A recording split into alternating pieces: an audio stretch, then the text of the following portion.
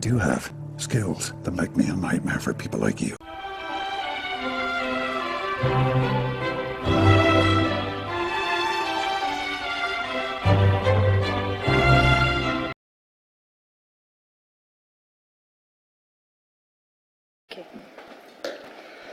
Dr. Stace, may I ask you as follows in terms of the Inquiries Act 2013, do you solemnly, sincerely and truly declare and affirm that the evidence you will give before this Commission will be the truth, the whole truth and nothing but the truth? I do. Thank you. Ms Jones. Thank you, Mr Chair. Is your full name Hilary Janet Serena Stace? Yes. And you've prepared a statement for the Commission? Mm-hmm. And have you found it at tab 12 in the folder in front of you? And you've signed and dated it? 12, yes. Yes,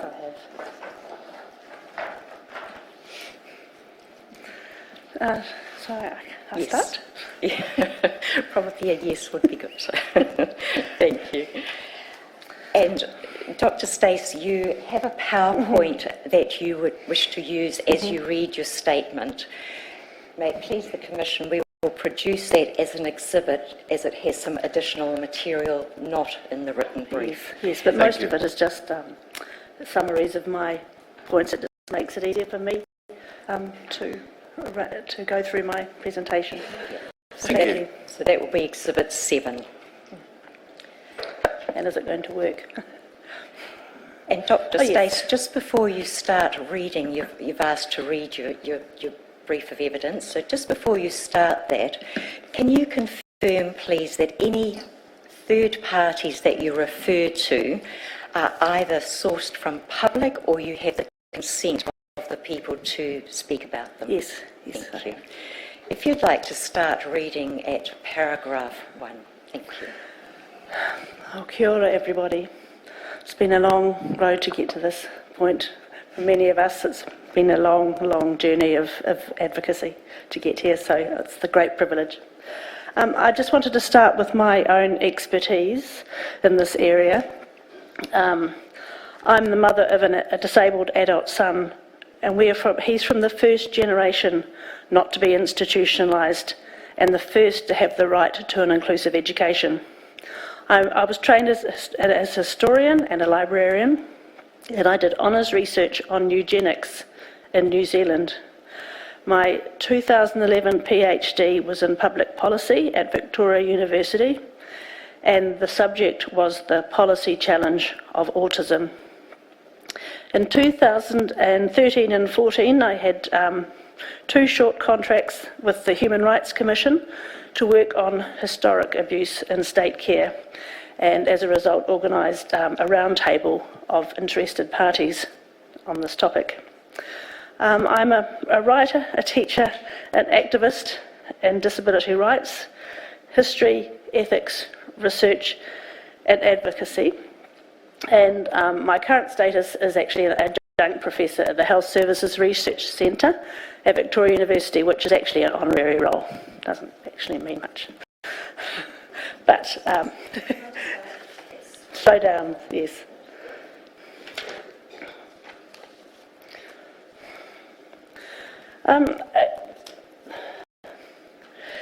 According to Te Ao Māori, we walk backwards into the present and future, bringing those who came before us, their battles, knowledge and suffering.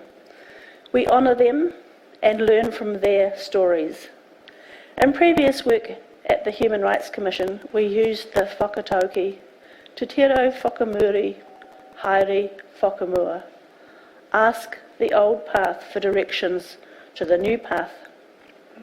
We need to know our history in order to address it and help us understand why certain groups were locked away from communities and families for who they were rather than anything they had done. As disability advocate Robert Martin asks, how can humans treat other humans like that? This paper mainly covers 2 1 of the scope of investigation, but also addresses 2.2, 2.4 and 3.1.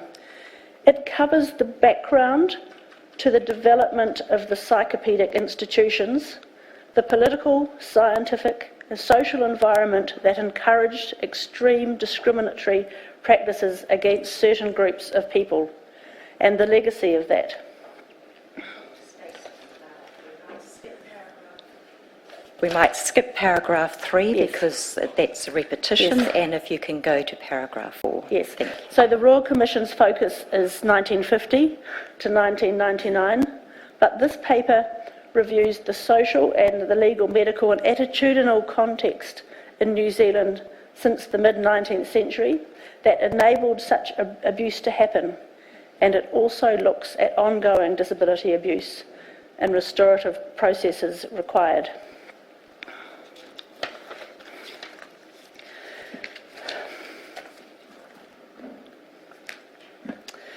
There were 2 official inquiries in the 1950s that sought to control the defective, the deviant and the delinquent, which were the interchangeable fears of conformist New Zealand in the 1950s when this inquiry's time period starts. When I was a baby, my father was appointed to the Government Special Committee on Moral Delinquency in Children and Adolescents, which produced what was known as the Mazengarb Report in 1954. In an era of moral panic, the intention was to control this potentially deviant phenomena of teenagers in the new state housing suburbs such as Nainai near Wellington. The committee rushed its hearings so that the report could be sent to each household for the National Government's re-election campaign. My father was head of the JCs, the Junior Chamber of Commerce. Judge Mazengarb told Prime Minister Sid Holland that the committee members didn't need to be paid, so my father attended the full-time committee while parenting his growing family and keeping his small business going. Meanwhile, my sister shared the evidence presented to the committee, such as Mickey Spillane novels, with her school friends. The committee decided that the best way to prevent such deviance was to keep young people ignorant. So we got new censorship laws, and one recommendation that took decades to overturn was that under 16-year-olds must not have access to information about contraception. This fear of young people and their potential delinquency also led to the rise of state boys and girls' homes. A few years after the Mazengarb report, the Apuni Boys' Home was opened in Nainai, in the heart of the new suburbs where the committee had located such threat.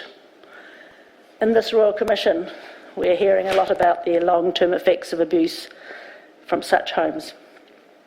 But more significantly, for disabled people and families, was that the previous year, 1953, another government report responded to the fear of deviance by recommending that disabled children should be locked away from their families and communities in larger numbers than ever before. The 1953 Aitken Report, or the Consultative Committee on Intellectually Handicapped Children, recommended extending the existing psychopedic institutions, such as Templeton, Levin, Kimberley, Braemar, Ngāwhatu, there's a mistake there, it's actually Braemar, which was the psychopedic one, and Mangere, into large mental deficiency colonies, quote, with parents encouraged or coerced into sending their disabled children to them by the age of 5. These recommendations were despite pleas from the newly formed Intellectually Handicapped Children's Parents Association, the IHC, founded 70 years ago this month, and I honour those parents. But the World Health Organisation had, at their current advice at that time, was for community facilities and support for disabled children and adults, not locking up. But the Aitken report is a significant reason why we have a Royal Commission today. As a result of this report, the institutions were extended and numbers of residents rapidly increased.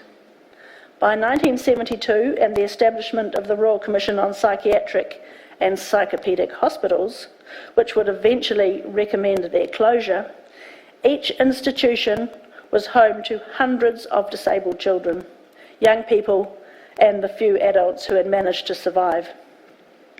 A 1964 documentary estimated that 1 in 1,000 children had an impairment which required their institutionalisation.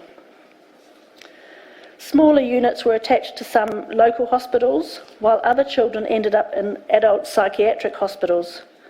To deal with these growing numbers, the new profession of specialist psychopedic nurse, which you've heard about before, was developed in New Zealand with in-house training. The first cohort graduated in 1964.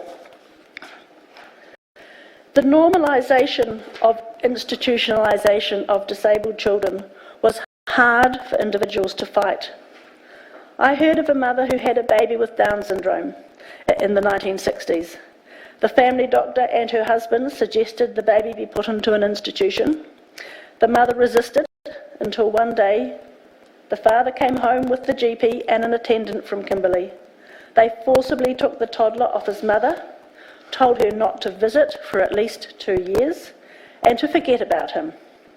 Terrified and confused by such instruction, the mother didn't hear about him again until after his death a few years later. This powerlessness by mothers was hard for us maybe to understand now. As noted already, this topic is also personal to me as I have an adult son with autism and learning disability. Christchurch filmmaker Gerard Smythe has made 2 powerful documentaries about the closure of Templeton Institution. The residents he filmed over a decade ago were much like the older versions of my son's Special Olympics friends. So most of the interviewees in his documentaries were estranged from families and puzzled as to why they were there. My son was born in the 1960s when institution closures were already underway. So as I mentioned, we are the lucky first generation of parents for whom an institution was not suggested as a suitable place for him. I wasn't told he would be better off in one. He wasn't forcibly separated from his family or community. His impairment is not blamed on me or a cause of shame for the family. Both assumptions were common only a few decades ago. The 1953 Aitken report it didn't come out of anywhere. New Zealand has in New Zealand we have a long and toxic mix of colonisation, racism and eugenics, in which many poor, Māori or disabled people had no chance of equal citizenship. The antecedents of institutional abuse and state care developed over many decades, and I will attempt to explain why disability was, and still is, viewed negatively. 19th century New Zealand was settled by immigrants mainly from Britain and Europe, who endured a lengthy sea voyage for a chance of a better life in a new country. 2 groups which threatened that vision in the popular mind were disabled people and people from Asia.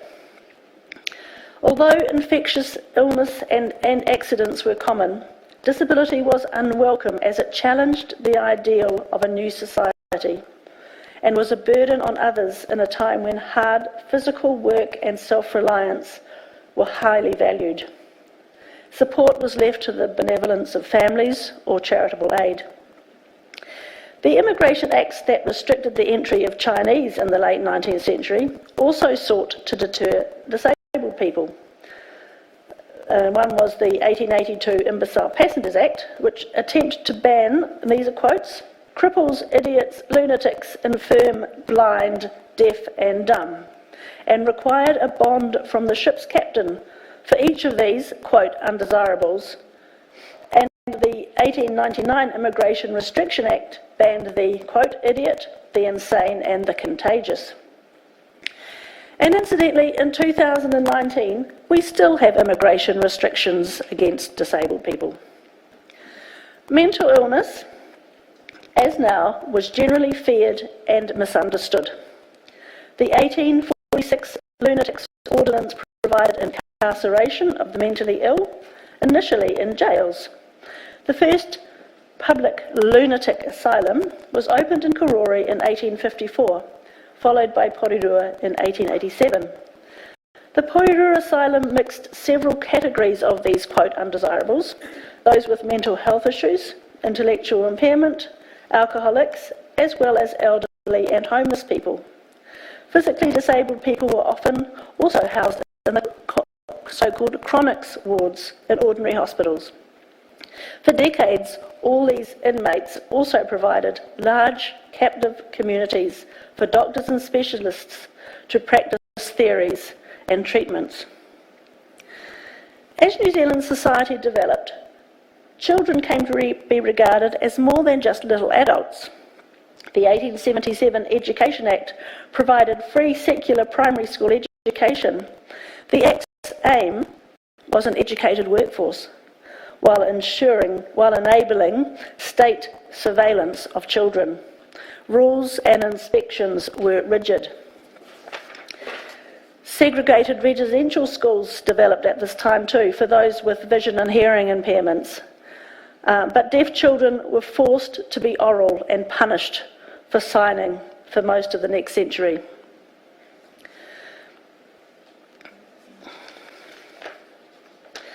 The rise of the pseudoscience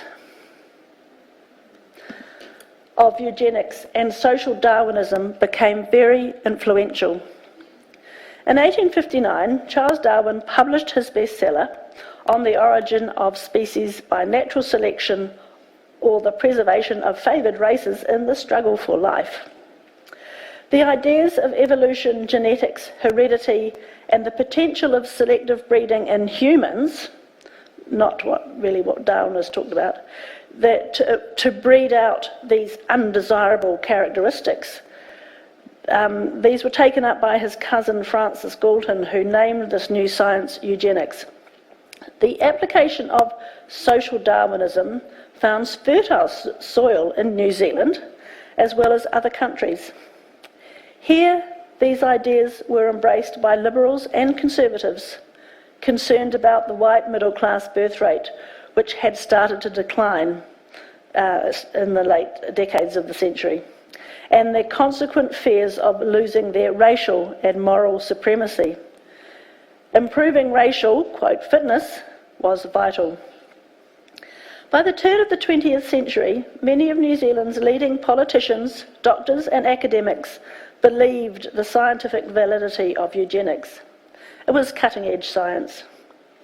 We were also, as New Zealand, proudly part of the British Empire and its mother country, or home, as a lot of people called it. The eugenic targets of this population, the white population, were those considered immoral and dangerous, and who threatened racial fitness. In New Zealand, disabled or mentally unwell people and Chinese people were the main targets. Hence, the poll tax and immigration restrictions, which I mentioned earlier. In 2002, Prime Minister Helen Clark formally apologised to Chinese New Zealanders. Disabled people are still waiting. Two influential social Darwinists were Dr. Duncan McGregor and Robert Stout. McGregor from Scotland was Professor of Mental and Moral Science at Otago University and advocated in the 1870s for the extension of the definition of insanity to include, quote, hopeless drunkards, hopeless criminals, and hopeless paupers, so that these dangerous classes might be, quote, made to work for their support and deprived of liberty until they die, in order to prevent their injuring society either by their crimes or by having children to inherit their curse. In the 1880s, Premier Robert Stout, a former student of McGregor, who believed moral failings caused poverty, warned of an emerging class of permanent paupers, poor people, which could pollute the new society. His wife Anna was a prominent suffragist. Many feminist writings of the era also reflected strong eugenic beliefs, particularly as a means to rid society of undesirables such as alcoholics. In 1903, W.A. Chappell, who was a respected politician and doctor, published his influential booklet, The Fertility of the Unfit. The problem he saw was the decline of the fertility of the, quote, fit, and the increasing birth rate of the, quote, unfit. His solution lay in encouraging the fit to have more children and sterilisation of the unfit.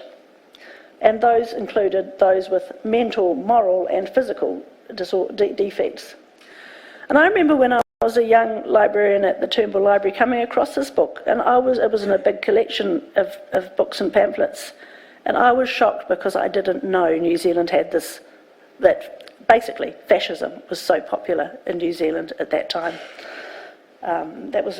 So it's a shocking book, and yet he's an influential, very, very influential booklet it was. The Eugenics Education Society was founded in Dunedin in 1910 with a membership of politicians, public servants, scientists, doctors, ministers of religion and academics, one of whom was Truby King, the medical superintendent of Seacliff Asylum. They linked intellectual impairment and some physical impairments like epilepsy with inferiority and moral degeneracy. Now, a note here about positive and negative eugenics. Negative eugenists sought to limit fertility, while positive eugenists supported interventionist policies to increase population fitness. In this context, Truby King founded Plunkett in 1907. He was a positive eugenist who believed that teaching mothers the strict rules of scientific mothering would increase the fitness of the race. Committees of middle-class women then took the ideology to the breeding populace. But surveillance of those deemed dangerous and deviant required legislation. And so one of the most significant of these new laws was the 1911 Mental Defectives Act, which classified the groups of other into 6 categories: persons of unsound mind, mentally infirm, idiots, imbeciles, feeble-minded and epileptics, and each category had a description and what should happen to each one of those groups. And then the 1914 Education Act required parents, teachers and police to report mentally defective, quote, children to the Department of Education, and the school medical service was founded to identify defective children so they could be subject to surveillance. Health camps developed to temporarily remove children from their families and instill ideals of health and fitness. And the new science of IQ testing provided a valuable classification tool. By a 1922 committee, government committee on venereal disease, was led by William Triggs, a member of the Legislative Council. His concluding remarks expressed concerns with the role of feeble-minded, quote, women infecting men, causing debauchery and corruption. So here we had another era of moral panic, and it was high. And so Mr. Triggs was appointed to chair a committee of inquiry into mental defectives and sexual offenders. Its 1925 report reinforced the links between intellectual impairment, moral degeneracy, and sexual offending in the public mind. And there's a little quote from that report, the recommendations.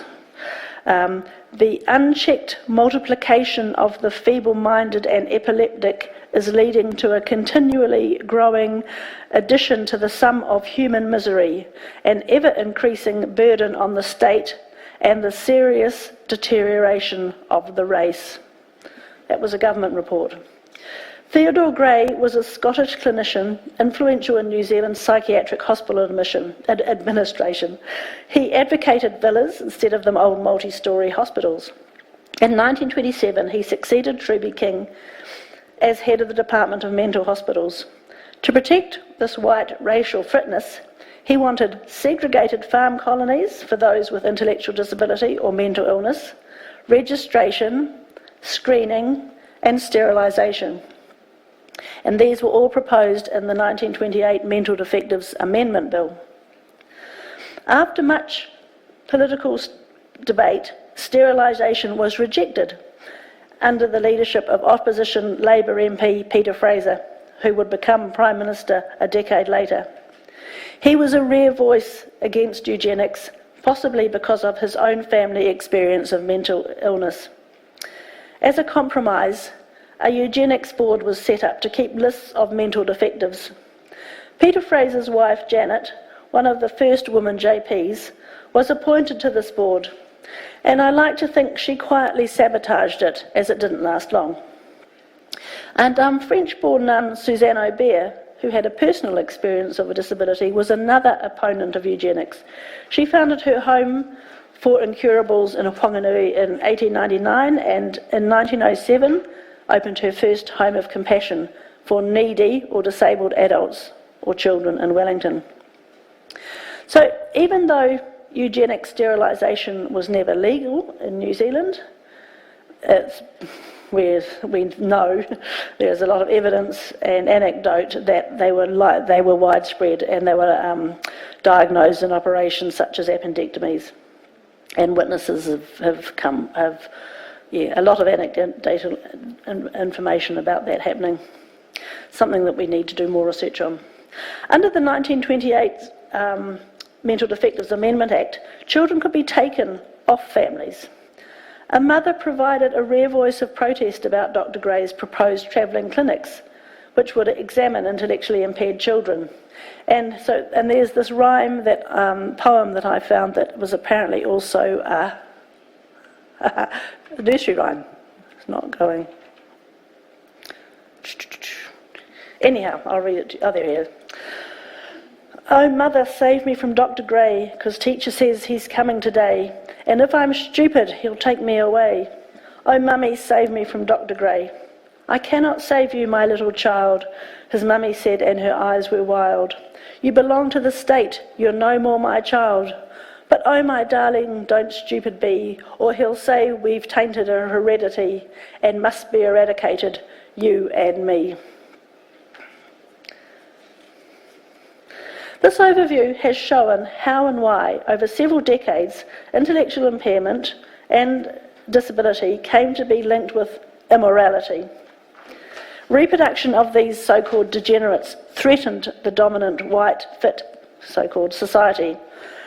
But there was still the legal requirement for education.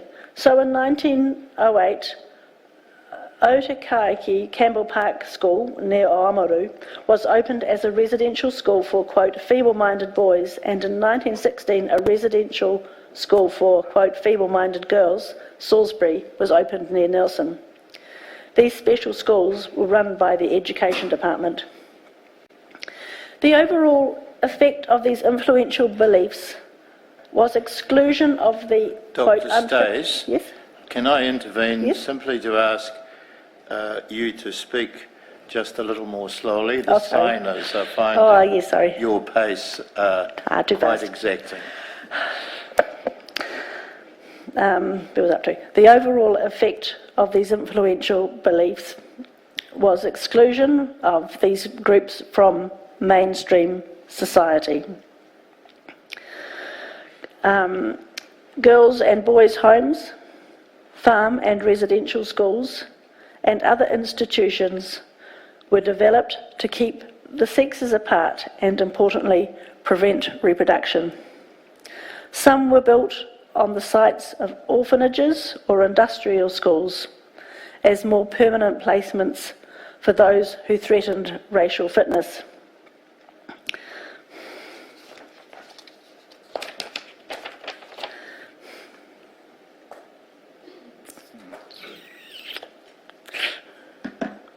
The 1928 Mental Defectives Amendment Act led to the establishment of our first psychopaedic institution, Templeton Farm Mental Deficiency Colony, in 1929, under the authority of Dr. Gray and his Mental Hospitals Department. It was near Christchurch, but not too close. The first residents were boys, but soon girls were sent there too, although sexes were strictly segregated inside the institution. Christchurch filmmaker Gerard Smythe, he's recorded stories of the residents before it closed in 1996 and caught up with some of the residents again in 2004. Some had been in Templeton for decades, but didn't know why. Some had arrived by bus as small children. Dr. Gray personally signed some of the admission forms. Featured in his 1996 documentary was an older man who had been a Templeton resident from the 1930s. I recently talked to his nephew about the ongoing impact on their family history. 80 years later, this younger man wonders why it all happened. In the documentary, the Templeton resident says he was sent away from where he lived with his mother in the 1930s because he stole 2 pies. He was only a small child. He was initially sent to Aotearoa and then Templeton. He describes regular sexual abuse by the, quote, big boys, and lack of any accountability by authorities. He and another boy ran away and for punishment were beaten, then forced to spend several hours a day in a small dog kennel. As a child, the nephew remembers occasional visits home from Templeton by the older man, but the boy was warned to keep away because the older man was rumoured to be, without any evidence, a paedophile. The younger man remembered his uncle would flinch if someone came too close, as if to avoid punishment, and this reflects the reported Kimberley cringe of patients, the residents of Kimberley that Bridget mentioned. In relating this story, the man expressed anger at the older man's mother, his grandmother, for not only sending her son away as a child, but also refusing to accept him home when the institution started emptying. But thinking of that poem I read earlier, the poverty of the 1930s, the mother would have had little power to fight the authorities when they came for the young shoplifter. As well, mother blaming for conditions like autism remained strong into the 1970s and even beyond. Institutionalisation and the consequent shame and fear that the family experienced has affected this whānau for generations. Over time, more psychopaedic hospitals were established, including Braemar, Kimberley, Levin, and Mangere in Auckland. Residential units were established in hospitals, such as Dannevirke, or in psychiatric hospitals, such as Porirua, which set up an autism unit in the 1970s, when that diagnosis started increasing. Many disabled children spent time in mainstream psychiatric hospitals, and some examples can be found in the DBI report that was mentioned earlier. Pukeora was an institution for children and young adults with physical impairment, which was opened, was in near Dannevirke, opened in the 1950s. So, support for eugenic policies was widespread globally, and it was in this context in 1939 that a German father asked the state authorities in Germany to kill his disabled child. That was the start of the euthanasia policies of the Nazis, and it is estimated that over 200,000 disabled people were killed in what is known as the, quote, silent Holocaust. But support for eugenic policies dimmed in New Zealand and elsewhere, but did not die with the Nazis. As mentioned earlier, children with impairments, including intellectual learning disability, founded the forerunner to the IHC. They wanted schools and community facilities for their children so they could keep them at home and out of institutions. But they faced much discrimination. Oriental Bay residents petitioned against the planned school that the IHC had organised there. The residents of Oriental Bay lobbied the new national government for support. They petitioned against the planned school, and the residents lobbied the new national government. I've lost my place here, but the discrimination, the school never went ahead. The whole idea went away because the residents of Oriental Bay didn't want the idea of having a school for children with intellectual disability. And these parents kept lobbying, and what happened is that they wanted these community facilities, but what happened instead is they got this Aitken committee, which was set up in 1954 that I mentioned right earlier on, and it was called the Consultative Committee, and under Dr. Aitken, who was himself at the Otago Medical School, and he was also the father of a disabled child.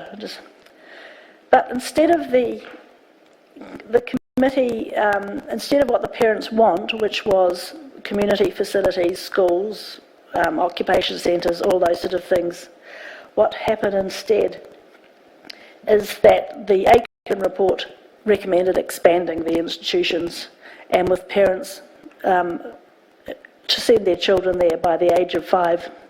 And then we had this huge expansion and institutionalisation over the next 2 decades.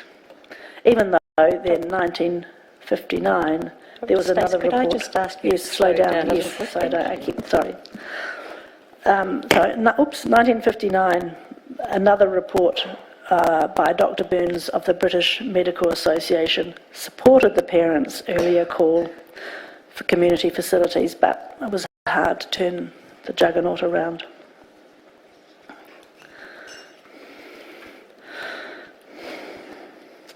The 1964 National Film Unit documentary, 1 in 1,000, I mentioned earlier, it shows well-dressed children participating in a variety of interesting activities at Kimberley, although the voiceover is chillingly ableist. However, this official view contradicts that of Robert Martin, who was at Kimberley around that time. His memory is of, despite some good staff, boredom, rigid routines, lack of education, denial of identity, including clothes, possessions, and culture, and neglect and frequent abuse. This documentary illustrates how easy it was to spin a good news story to reassure parents and the public, and why even official visitors didn't notice carefully hidden abuse. Years later, the Confidential Forum for former inpatients of psychiatric hospitals heard about the backwoods of the institutions as places of horror and threat, of adults and children living together in distressing conditions and unconsented sterilisations. So, by the 1970s, thousands of children, young people and adults were locked up in the network of psychopedic and psychiatric hospitals, residential schools and youth justice homes throughout the country.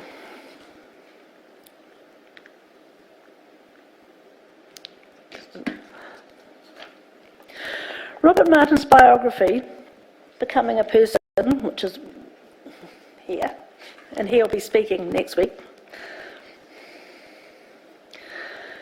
he has more valuable insights into institutionalisation.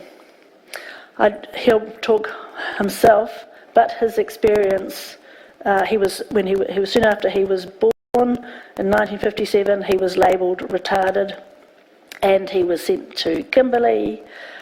He also had time in other institutions and also extremely abusive foster care, and also had a stint in Lake Alice.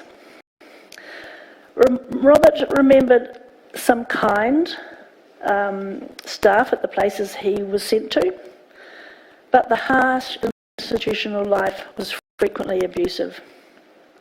But, as he says, at least he could walk, talk and fight back, unlike some of the others. And when Robert reached 15, the state tossed the angry teenager out of care. He had been denied not only human rights, but culture and identity. A 2009 60 Minutes documentary called Shock Treatment told the sad story of a group of unlucky girls placed in residential state care who were suddenly all apparently diagnosed with epilepsy and put on an experimental cocktail of strong drugs with ECT as punishment, all without their consent or even knowledge. This was at Fareham House in the Wairarapa. Eventually the management changed and the treatment ceased, but the long-term effects remain severe for many of them, as reported in the documentary. There are also rumours of unconsented LSD trials at Ngāwhatu and Braemar. I would not be surprised, as institutionalised children and adults have long been used for drug and medical experimentation, such as with polio in the United States. Unconsented cadavers from Seacliff were provided to the Otago Medical School. It would be really good if the Commission could research these rumours of egregious breaches of medical ethics. Meanwhile, truant or misbehaving children, mostly boys, and often Maori, as young as 7, and many having what we would probably now recognise as learning or neurological disabilities, could be picked up by the authorities and deposited in one of the many children's homes, such as Apuni. And we've heard how that was often the first step through lifelong incarceration. But many disabled children did not live long enough to become adults. While doing my PhD research, I heard from an elderly man who told me his sister with Down syndrome was sent away and not spoken about because if anyone found out about the family's bad genes, other family members would not be able to find partners. A woman told me that those with autistic children face significant discrimination, as popular theories blamed refrigerator mothers for their autism. They found it hard to get community acceptance or fundraise. The deinstitutionalisation movement started in the 1970s, but only in 2006 did Kimberley, the last one, close after a March on Parliament. I urge people to visit the old Aotearoa Hospital Villa, which is now a museum. There are displays of innovative, quote, treatments such as ECT and insulin. The seclusion room where young people were often held and its straitjacket are still terrifying. I hear it's under threat of closure. It's something else that the Royal Commission should stop, as it's provides vital evidence of what happened. Now,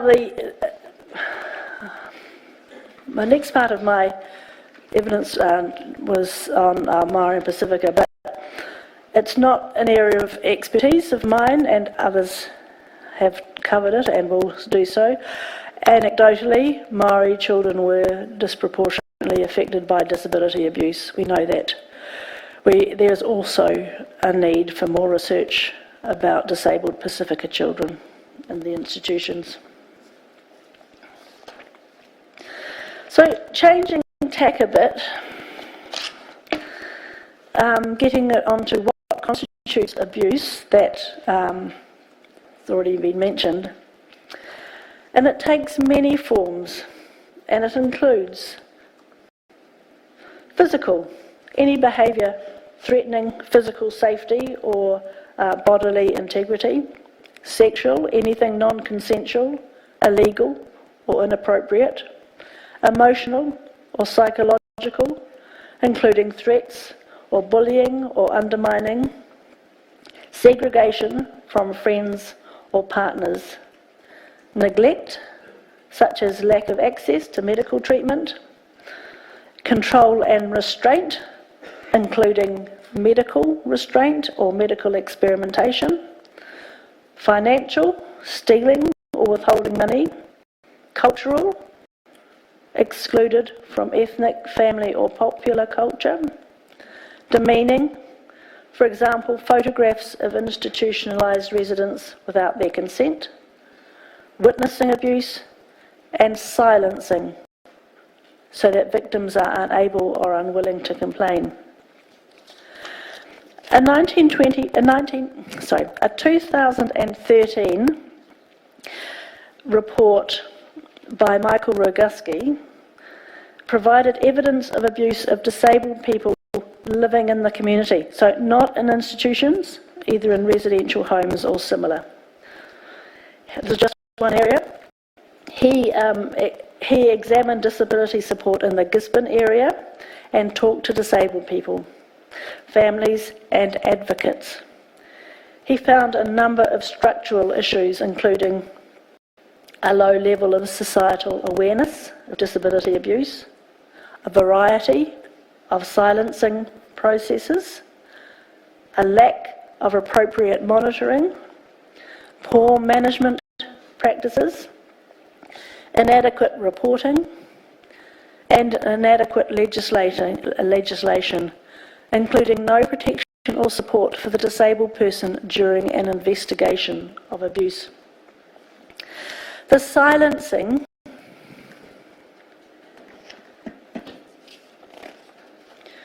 the next one. The silencing he found was particularly worrying. For the disabled person, it meant pressure not to report, and not to report the abuse because of various reasons. And also the sad reality that an abusive care worker is better than no care worker. Disabled people feeling they were unworthy of good care or deserving of abuse. Normalisation of poor treatment. Difficulties in communication. For example, the disabled person not non-verbal or minimally verbal. Undermining of the disabled person's testimony, and collusion by authorities to protect the perpetrator.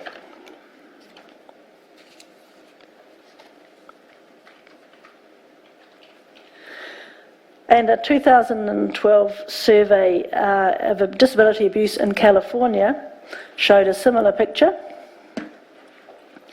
And the authors of that survey conclude that abuse is prevalent and pervasive and happens repeatedly to victims with all kinds of disabilities.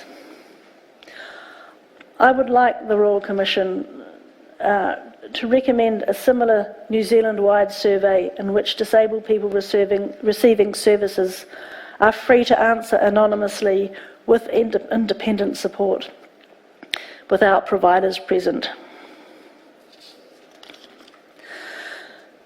Some recent examples, so this is post, again, out of the post institutions. Now this is Ashley. Hard talking about Ashley. When we had the 1992 Mental Health Compulsory Care and Assessment Act was supposed to end abuse, that with the new processes. Instead, the Act provided a new catch-all diagnosis of mental disorder, which was the justification for locking up young autistic man Ashley Peacock for over a decade. After many long stretches of months in seclusion, mysterious injuries, including the one in the photo, and years of parental advocacy, he was finally released into community care in 2018. Media attention got him out, but the years of incarceration have had a negative effect on him and his parents. But he's not an isolated case. I have a friend who's got a high needs daughter, and she's often told, even by family members, to put her daughter in an institution. Not there are any institutions or even any respite care that are appropriate for her. And her mother wants to keep her at home. So untrained, unskilled carers come regularly into the house. And I have seen and heard from her how some bring demeaning ableist attitudes. One-to-one care can mean, allegedly, no spoken interaction, locking the young woman in one room for hours without food, drink or toilet breaks, deleting her favourite television programs, taking her possessions and even hitting her dog. So that's recent now. Nothing in so-called disability support shocks me, now or in the past. And disabled people are still suffering abuse despite a whole series of reports. We had a 2008 Select Committee report, big long inquiry for a couple of years. We had a 2013 Ministry of Health report, the Russell report. We've got ongoing media stories, Health and Disability Commission investigations, a 2011 Ministry of Health report reported that life expectancy for people with intellectual learning disability was about 20 years less than for those without. The Donald Beasley Institute and did a whole lot of work around the 2003 to have an ordinary life report about how we could improve things. So New Zealand, as it's obvious, has a much longer history of disability abuse than just 1950 to 1999. A fully restorative approach, including an official and unconditional apology from the top, may help heal and ensure no more are harmed. This is a good example of an apology. It's the 2001 from Prime Minister Helen Clark to some of the victims of abuse at Lake Alice. And what she said was, whatever the legal rights and wrongs of the matter and whatever the state of medical practice at the time, our government considers that what occurred to these young people was unacceptable by any standard, in particular the inappropriate use of electric shocks and injections. And what I like about this one is it challenges the common arguments that what happened was norm for the time. Well, it wasn't. And it happened a long time ago, so it's no longer relevant. It's still relevant. And I'll just skip over the next part, which is there's the best practice for an official apology, but I don't think we've quite got to that point yet. And the restorative practices are only just beginning. So what I'd like to just talk a bit more about how care can be transformed and what it, for me, is,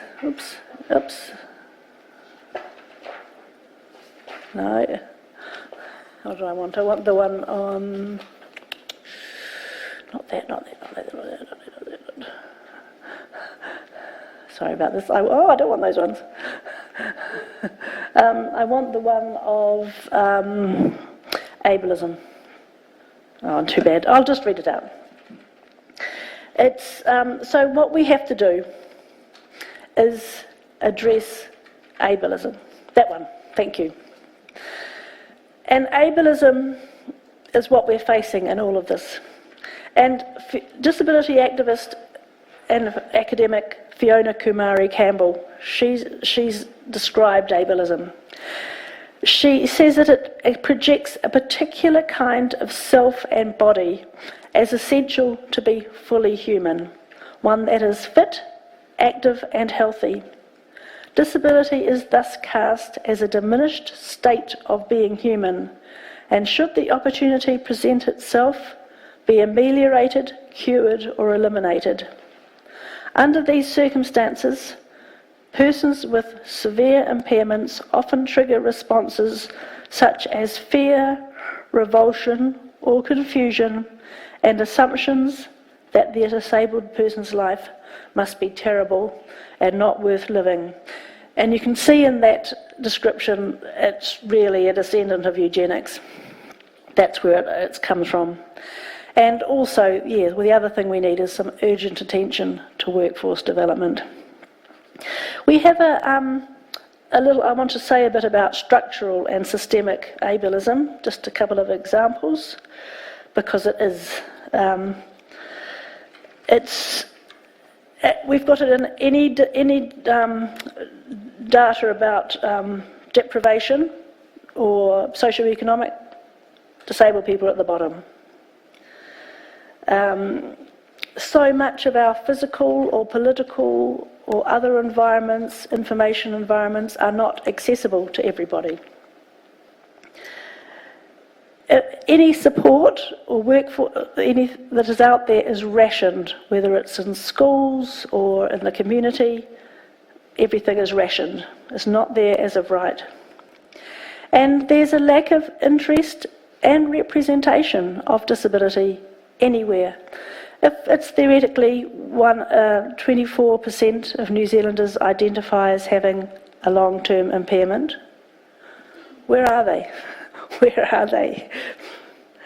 And all these processes, we don't have data. Apart from that, the census questions have changed, so we're going to get worse information.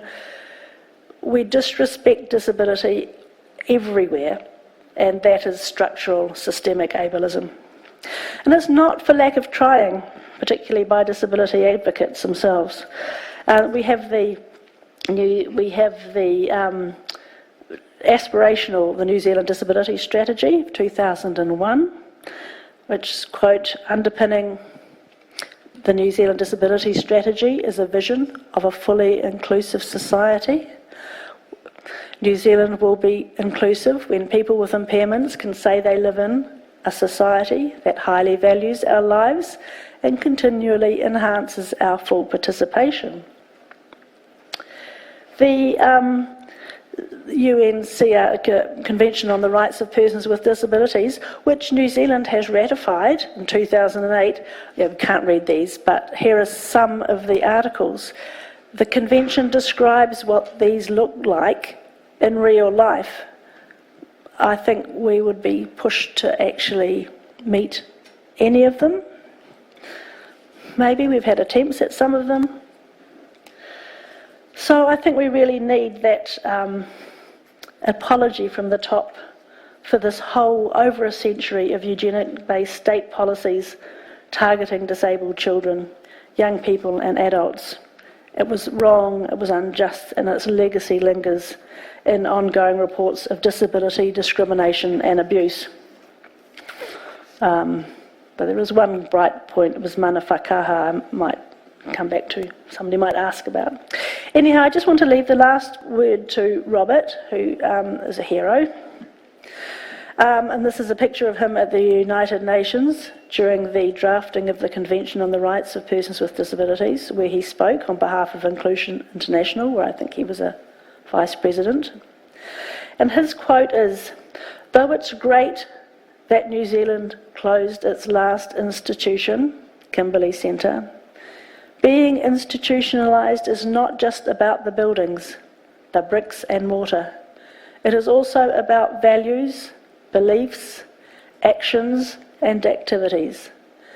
It's about the way things are done, the decisions that are made, who makes them, and who has the control. In New Zealand, we still need to work hard to ensure that people with disabilities do not continue to be institutionalised, even though they live in community settings." So I'll stop there. Thank you. Mr. Chair, I have some additional questions for Dr. Stace, so I don't know whether you want to take a break now. We're just about at your 90-minute, or we could continue a little longer. I think probably we should take the break so as to keep within the 90 minutes that we set out, and we'll return that equal bit a bit early after lunch has occurred. Dr. Stace, going back to first principles, is there a shared understanding of disability? Can you describe that?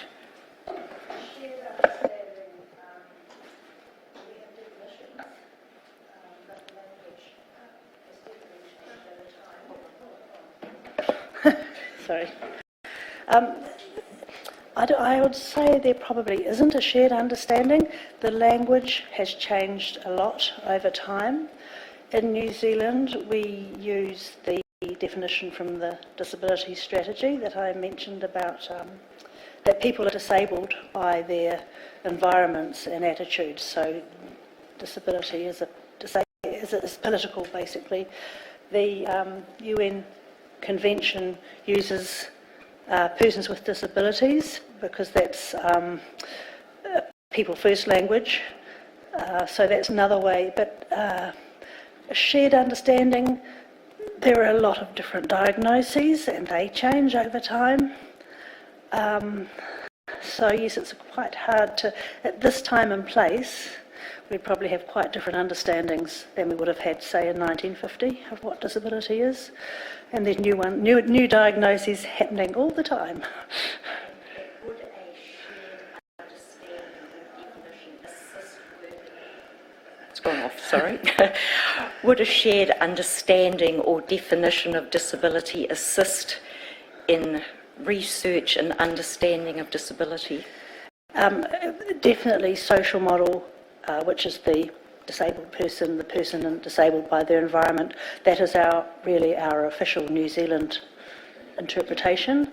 So the other model, what it replaced was the individual model, where disability or impairment was located in the individual and was an individual problem. So a social model approach, regardless really of the language used, is what we really need. So people are not individually deficient. Society is deficient for not including them. You spoke quite a lot about eugenics in your evidence. Is there still a residue or impact in society today? Yes, definitely. I heard Boris Johnson the other day saying something about poverty was caused by bad genes. So we hear a lot of the language of certain groups not allowed to breed on talkback radio. There's that sort of language is quite common around the place. Certain groups are, sort of the hints are that they are genetically the problem. There's a lot of that sort of language. But it's the ableist attitudes, and ableism is a descendant of eugenics that I mentioned before, being widespread, that really provides that basis for eugenics, for whatever we call it, to still thrive in various attitudes, and just basic things like all disability support is rationed, so there's nothing as of right, really. So disabled people, using the social model of disability definition, are still seen as not fully human, basically. And that's a eugenic attitude. And so moving from that to education, at paragraph 50 of your brief, you talk about abuse and neglect in education. Is there anything that you would like to say further about that, and is there an article that you would like to produce as an exhibit?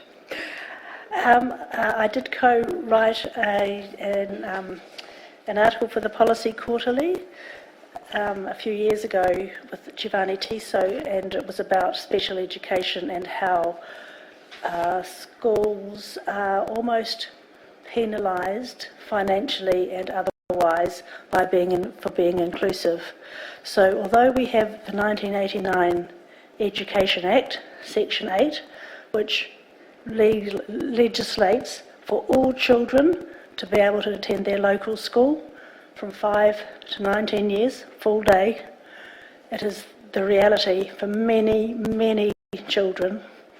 That's not the reality. They're either persuaded to go to another school down the road, or they're only allowed to attend a couple of hours a day. But the schools that are trying hard to be inclusive, it costs more to support those children properly than the funding allows. So we have these magnet schools, so-called, because it's got a nice inclusive environment and philosophy of belonging, but it's hard for a lot of those schools. It's easier for schools to quietly persuade families to enrol their children in another school. And that's so widespread. There's social media, Facebook pages of parents every day facing discrimination against their children.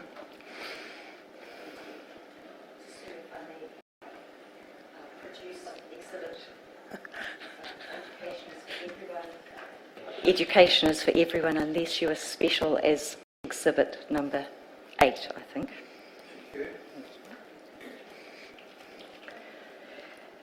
And you spoke also about education in seclusion rooms. Are they still a part of the system? After families finding that schools were using them, I think it was about 3 years ago, and again the media exposed that.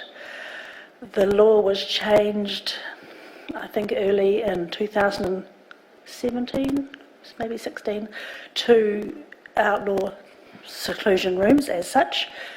Also, there were a whole lot of new guidelines brought in about what you could do about restraint. So theoretically, we have no seclusion rooms. I suspect that timeout rooms of all sorts of styles are still being used, and I note that some teachers are complaining about the restraint guidelines as being too prescriptive. So I think all these things, there needs to be a lot more transparency in schools about actually what's happening, to look a bit deeper, because the seclusion rooms in those schools were there for years without anybody knowing or saying that they were there.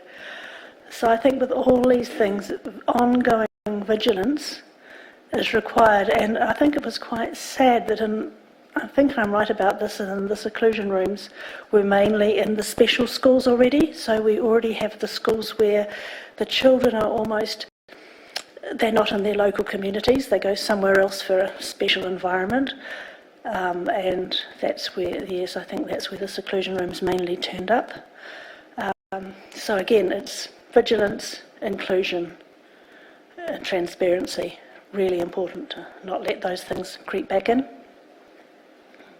And following on from those recommendations or suggestions, are there any other changes that you think New Zealand should be considering in terms of disabled persons' inclusion in the community and to prevent abuse? And not just education and Not the just community generally. Yeah.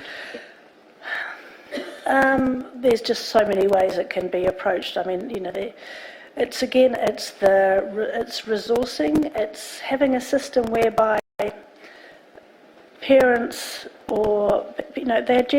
parents are pretty savvy. They know when there is something different about their children, quite often, and they seek help. Huge waiting lists, if there are any, is there any help? Everything is rationed.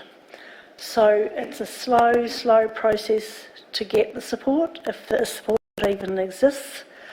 So I would suggest some system whereby children, when they have something identified, even before the diagnosis, because a diagnosis can take ages, parents know, they know, I need extra help with their child.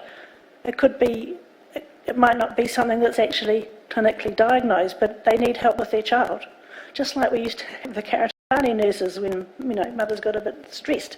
There needs to be something in the community that can help with families going through that stress. And if the child does end up with some kind of diagnosis, some wraparound system that probably goes with that child for their whole life throughout all the transitions. They can change the personnel of it, but something that is unique to that child, not fashioned. You know, there's been some ideas and principles and attempts at doing these things over the years, but they don't seem to last or be funded properly.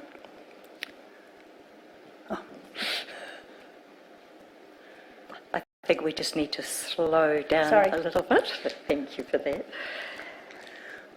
And you've heard that Judge Carolyn Henwood spoke on Tuesday about how the Confidential Listening Assistance Service had tried to reach out to include the disabled community and felt they had failed. Not many stories had been heard. Do you have any suggestions that this Royal Commission could consider in light of trying to be inclusive? Yes. Well, considering that a lot of the people who were experienced abuse in the psychopedic and other hospitals are no longer with us, we really have to make an effort to find those who are survivors and still with us. Realistically, that could be a group home of, say, Kimberley ex-residents, maybe minimally verbal, living in a place where their provider may know nothing about their past. So it's no good just telling a provider organisation this Royal Commission exists. It has to be something that goes and finds people. It takes time to build that relationship of knowledge and trust and get the stories in an environment that suits them. And I think there's some examples in the Extraordinary Stories book by Spectrum Care a few years ago that Bridget referred to. They did actually find some stories, even people who they'd had no sort of history. There's an example in the Templeton work of Jabbit, I think his name is, who was one of the survivors from Templeton, who is very able to tell his story. If somebody went to Christchurch, went to his group home, built a relationship, he would have a wealth of information to tell, but it has to be person-centred, suit him through intermediaries. Can be done, but it's time-consuming for each one, but it really needs to be done. Otherwise, they just won't go and knock on the door of the building in Featherston Street and say, I'm here, listen. Thank you. And question on you've talked about some things that have happened post-institutionalisation, but if you were to characterise the state of the nation now, what would you say? We've had lots of good intentions. We've had endless reports into the health system and the education system. Things come and go. There is a good... I'm quite heartened by the latest program that's under development. It's a prototype called Mana Whakaha, which is in mid-central health, and it's based on the Enabling Good Lives principles, which were developed by disabled people themselves a few years ago. It's governed, run by disabled people. The trouble is, though, that once you provide something really good, a lot more people come out of the woodwork and want it, so therefore you have the funding constraints, falls over again. And it's only one area. It might be years till it's rolled out. But there are good intentions and there are good people trying to do good things, but it really has to be systemic and wrap around an individual.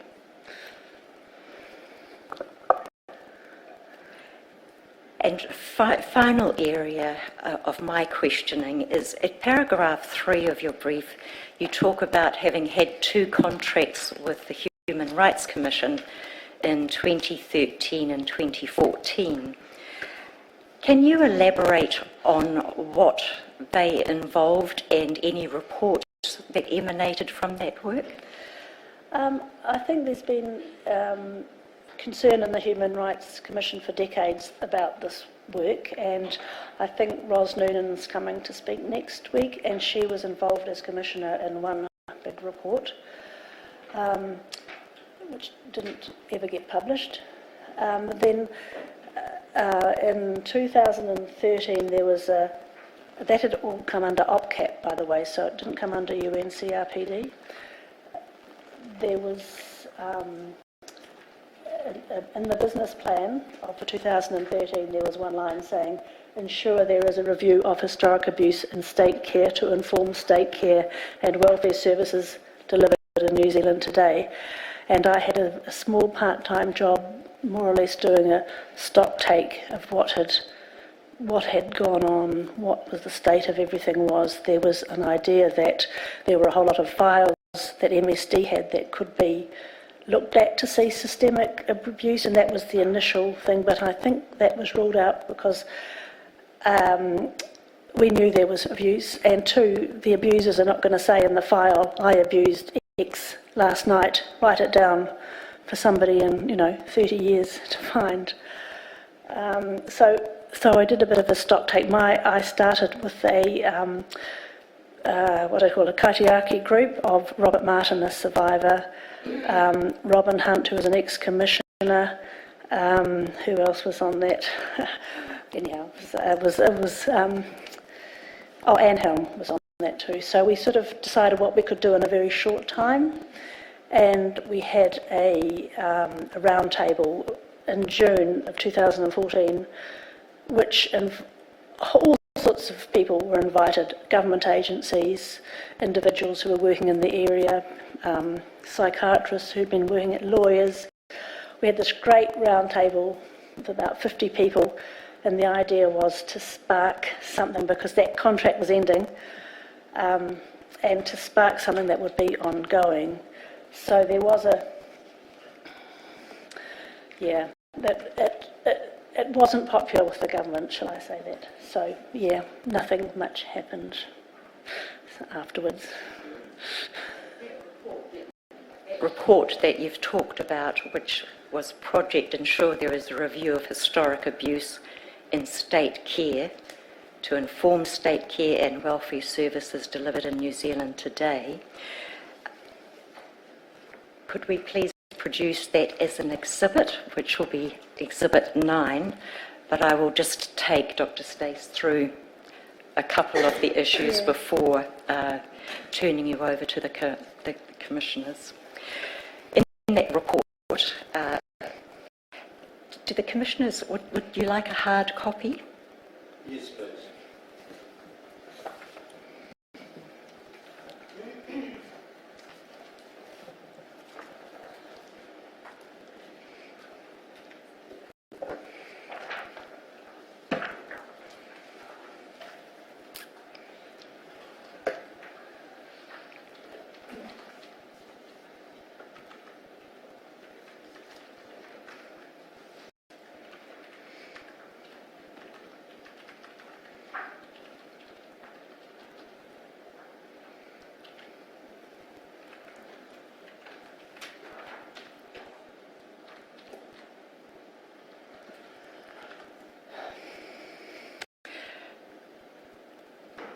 Just very briefly, just to highlight some aspects of the report. So the first thing that you did in your report was to set out a timeline from the 1990s through to October 2013 about actions that had been taken in relation to historic abuse claims. Yes. And you then have some conclusions on page 5 of your report. Yes, they were from March 2014, and there's just some, after that there are just some appendices. I don't have any written material after March 2014, although the roundtable didn't take place until June. And can you just go through the appendices, which are on page 6, and outline the purpose of collecting that data? Well, it was just, we wanted to know, well, I was employed in a very part-time capacity to find out really what had happened over the decades, and the then Chief Human Rights Commissioner had some questions about what had happened, and so we dug up correspondence, and there were various other things like the Broad report. Howard Broad's report had been useful. Various emails from people who had been, I mean, this work's been, the push towards this work's gone on for decades, so there is a long history, including in places like the Human Rights Commissioner. And am I allowed to say how, you know, when Commissioner Gibson was there, he did a lot of work to try and get a focus on historic abuse when he was at the Human Rights Commission at this time. And the correspondence that you collected that's annexed to this report, how would you characterise the views of the Human Rights Commission versus those of the government of the day? Well, there is a letter there from the Attorney General who is quite disrespectful of the earlier work that had been done. And I mean, I don't know how government works, but I think it's quite hard to go on with a project once you've been almost shut down by your superiors. And can you just describe what involvement, if any, you had subsequent to producing this document? When I finished with this this contract, I didn't really, apart from continuing to promote the work in this area, and I'd met quite a few people as a result of that roundtable and worked out, you know, what they were doing and their interests. So I sort of had some informal conversations with people, but from then on it was just to push advocacy for a committee, a Royal Commission, something to look at historic abuse. So it was constant, the push for this, as it had been for decades, and I think it was announced actually by Jacinda then at Lizzie Stanley's book launch about the end of 2016 that she said if she was in government they would finally have one, which was not, the government of the day thought what was already there was sufficient, that there were no new cases. Well, there wasn't legal aid anymore, but also the processes that were existing already was sufficient. It wasn't needed to do anything. They did extend class for another couple of years, but they took money from MSD, Ministry of Ed and Ministry of Health to do that. And the view that you've just outlined, that everything was fine and working well, is captured in the documents in that report. Yes. Thank you, Dr. Stace. I have no further questions, but Mr. Chair, I would like to ask for an interim Section 15 order for this report, primarily because there is some litigation that is named. I don't know the status of whether there are any suppression orders that may attach to that. So on balance of caution, I would ask that any litigation or proceedings names are given a non-publication order. There are also names of staff members who are not in senior roles, as I understand it, within the organisations, and so would not have had an expectation that they would be named in public. And so I would also ask for a non-publication order for staff members in non-senior roles within the organisations mentioned throughout the report. Thank you. I've been looking at the document as Dr. Stace has been referring to it. Sorry. I have been looking at the document as Dr. Stace has been speaking and referring to it, and I can see the thrust of the application that you make. Can I ask if there is any objection to a Section 15 order being made by the Commission? There isn't? Well, in that event, It's just one thing. The definition of what is a non-senior role seems to be very loose, isn't it? so my colleague Judge Shaw has just intimated to me a slight reservation about the term not senior roles. It seems to be a rather broad and vague definition. Is there any other formulation of words that would cover the position? What the order seeks to do is one is not seeking non-publication of people in chief executive or senior leadership roles. So people within the claims unit or operational roles would not expect that. Normally in OIA applications their names are redacted. If I could just make it clear, it's just being able, I get the point, and I support the notion of non-publication to protect those people. It's just the way it's described, and you've just said it, I think. People other than the chief executive, and what was the other? Senior leadership roles. And senior leadership roles.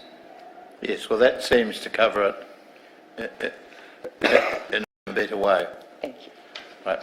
Well, having regard to the application that you make, can I enter into the record as follows? The inquiry has been asked by counsel assisting to make an interim order under Section 15 of the Inquiries Act 2013 to prohibit publication of the names of legal proceedings.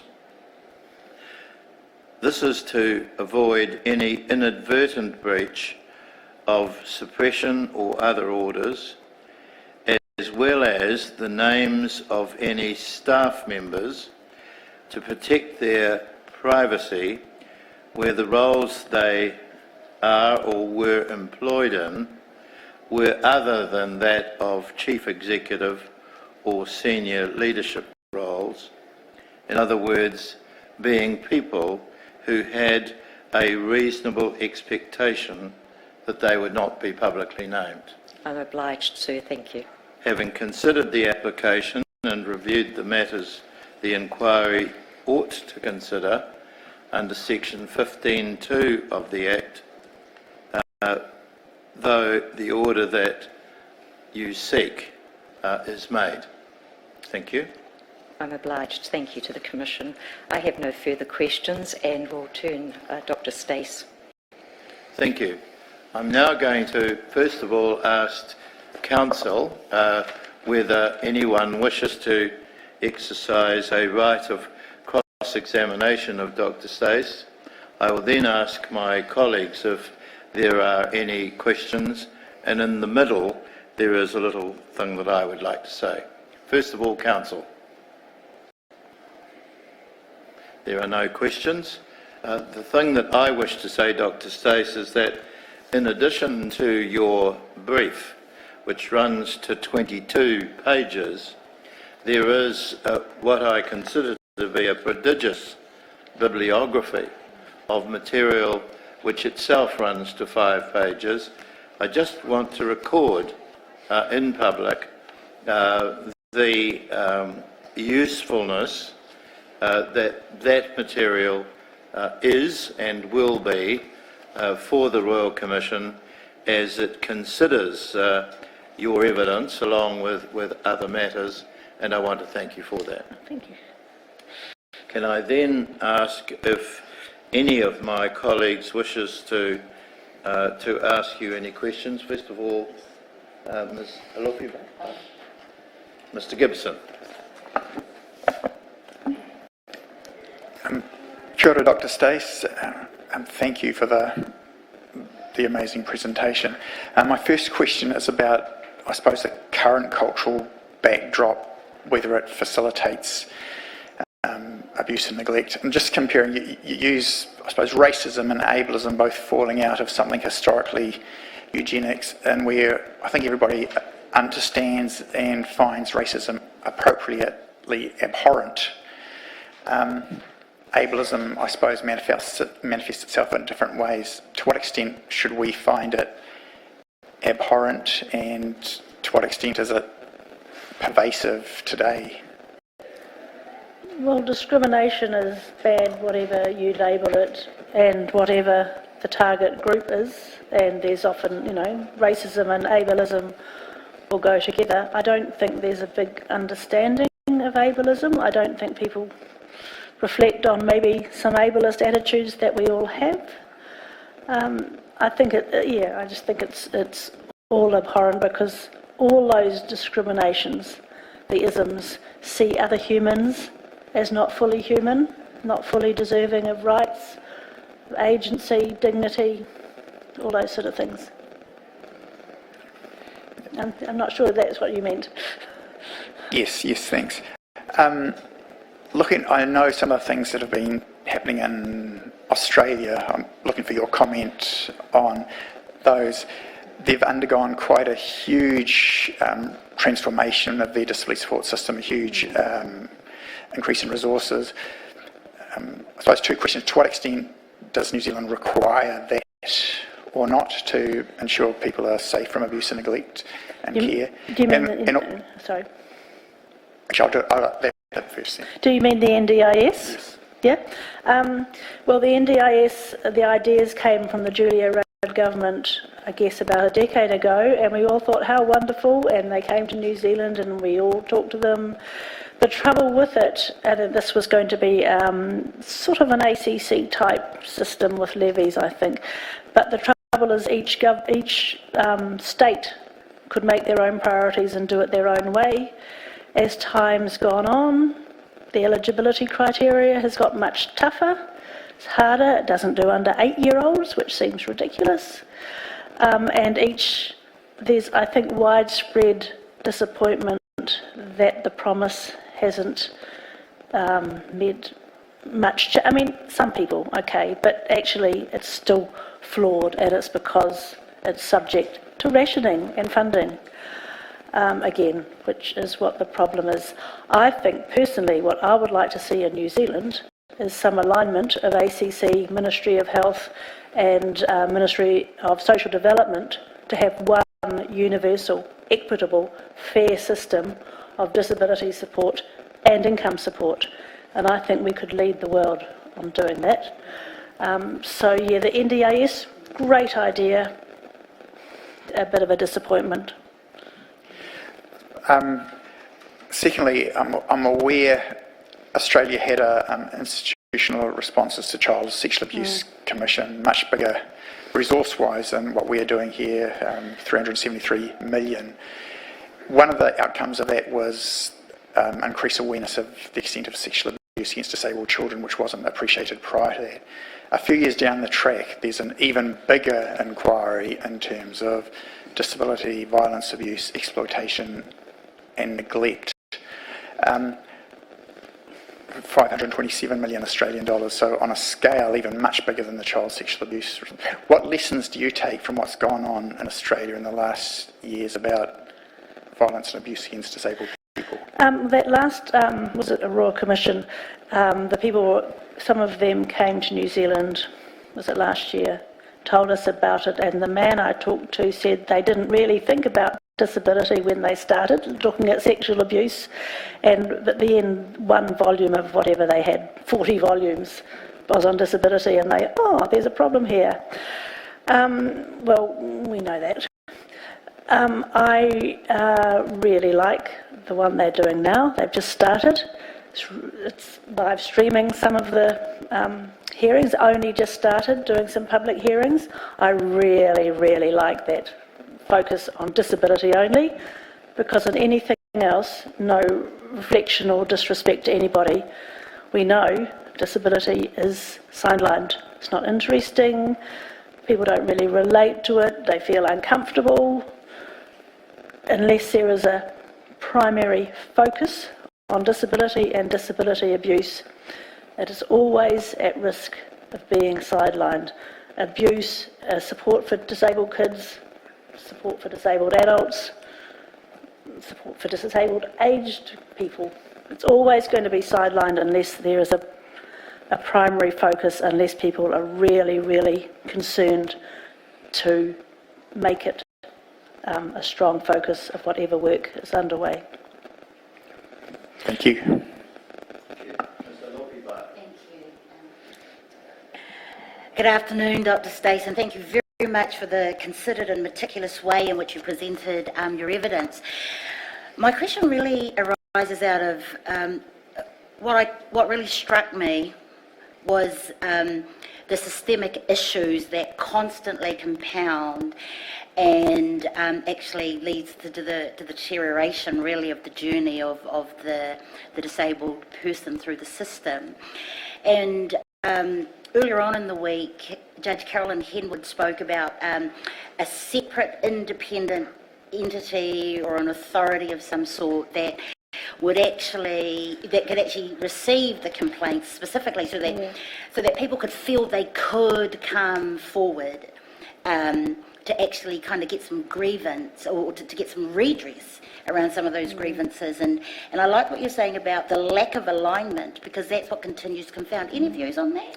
Yes, well, when we had the select committee in 2008, I think one of the recommendations was for a disability commissioner, which would do some of those things.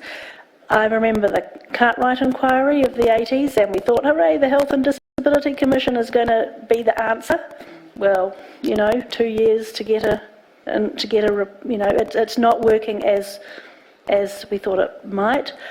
I think some sort of a disability commissioner, as well as the one on the Human Rights Commission. So one with its own office that can do investigations, that can hold government to account, independent officer of Parliament, all those things. I would like, and it was a recommendation in 2008, and I think that said, if other things don't work, we'll look at it again. I think it might be time to look at it again. Thank you. Thank you. I don't have any further question of you myself, but I now ask my colleague Judge Shaw and then Dr. Aotearoa. Thank you, Stace. I'm very grateful for your evidence, but I have no other questions for you. Tēnā Dr. Stace. I was going to ask Sandra Alofi, Commissioner Alofi, Vice question. I have another on my sleeve. I wanted to just thinking in the post-institutional environment about are we still seeing the features of institutionalism in effect. I wonder whether there's been an increased burden or responsibility, it's a better way of putting it, placed on whānau and family. Could you just describe for me? I think there is. I think any parent or family or whānau trying to support a child, particularly one who might have quite high needs, is really, really hard. There are different mechanisms. You can be a fund holder, but the work, we really need some concentration on workforce, and the workforce has to be very professional. It has to have high status, which it doesn't have now. It has to be a career, so you can be a, whatever you call it, personal assistant or carer.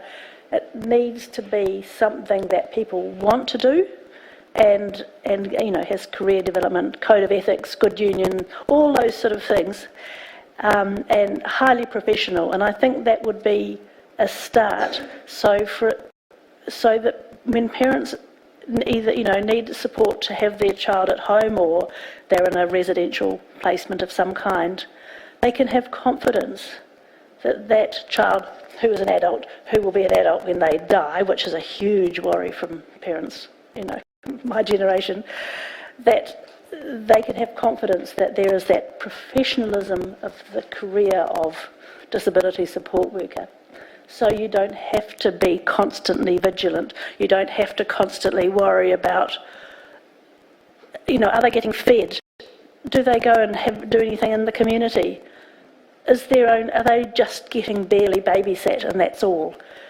So I think a huge, strong focus on workforce would be a really good thing to do. And I don't think anybody's actually doing it, with all the other work programs.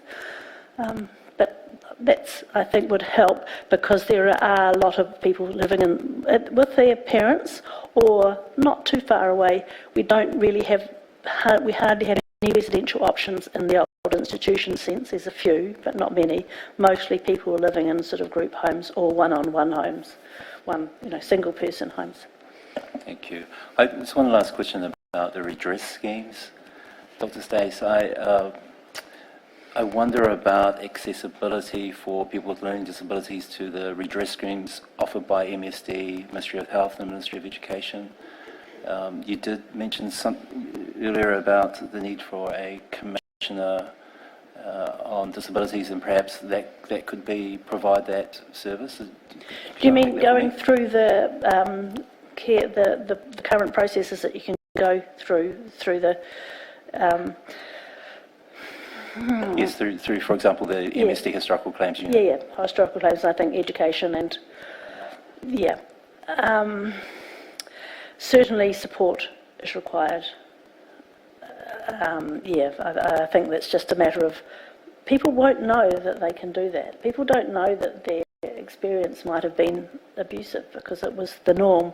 Families, we need to, and this is my thing I want to say, I wish the Royal Commission hears from staff, from families. The survivors are important, but in disability, a lot of them are no longer with us, but there are still scarred families. There are still staff members who are horrified at what they saw and had to do. But yes, I think I think you've probably got expertise here at the Commission to know how to do that in a very respectful way. It's a matter of finding people, walking with them, building a relationship, and going through that process.